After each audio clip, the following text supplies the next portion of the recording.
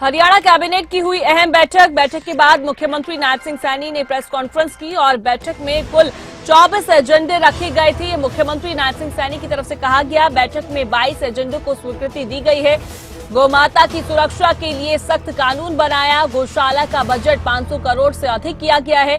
शहीदों परिवारों को 200 गज का प्लॉट अलॉट कराया। ये मुख्यमंत्री नायब सिंह सैनी प्रेस कॉन्फ्रेंस के दौरान कहते हुए नजर आए और साथ ही उनकी तरफ से कहा गया अग्निवीरों को पुलिस कांस्टेबल भर्ती में 20% रिजर्वेशन मिलेगा।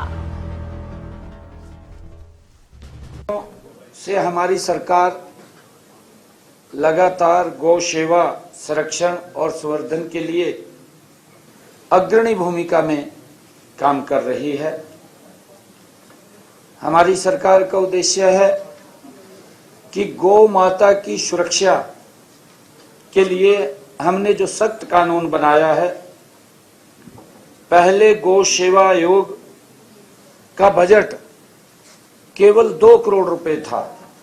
अगर हम 2014 से पहले देखें तो गौशालाओं के लिए यह बजट 2 करोड़ रुपए था, जो आज हमने बढ़ा करके 500 करोड़ रुपए से भी ज्यादा उसको किया है, ताकि बेसहारा गौ माता न रहे, उसके संरक्षण और उसके रक्षण के लिए सरकार गति से काम कर रही है।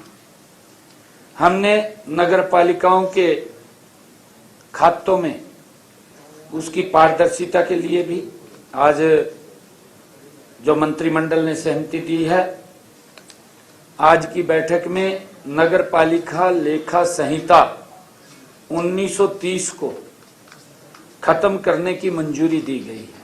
क्योंकि अंग्रेजों के समय के था जो लेखा जोखा रखते थे, वो लेखा जोखा उस तरीके से रखते थे। ये पिछले 100 सालों से नगर निकायों में अकाउंटिंग सिस्टम की प्रथा चली आ रही थी, जिसमें सिंगल एंट्री अकाउंटिंग सिस्टम का प्रावधान था। एक ही तरफ था, भी आया कितना उसका खर्चे का नहीं था। अब 2 लाइन सिस्टम हमने जिस अंग्रेजी हुकूमत के समय से ये चले आ रहे अन्य नियमों को खत्म किया है।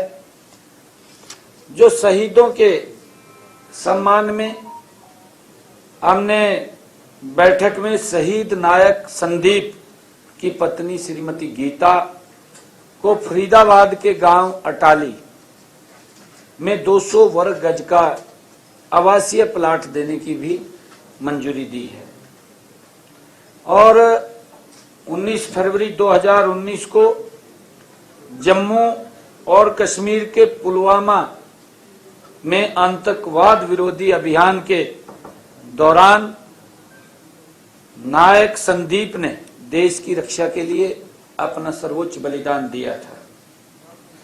हरियाणा सरकार ने राष्ट्र की सेवा में अपने प्राणों की आहुति देने वाले शहीद के परिवार के कल्याण के लिए ये जो 200 वर्ग गज का प्लॉट है, ये देने का निर्णय किया है।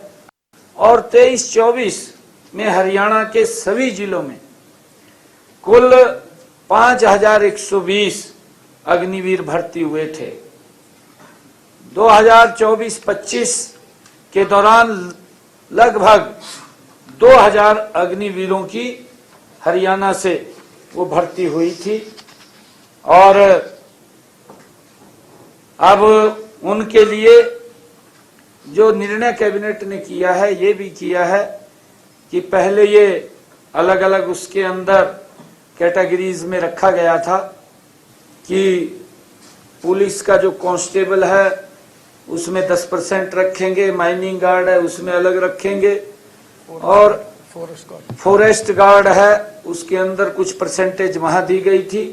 परंतु अब मंत्रिमंडल ने यह भी निर्णय किया कि कांस्टेबल में उनको 20%, 10 की बजाय 20% वो उसके अंदर किया गया है।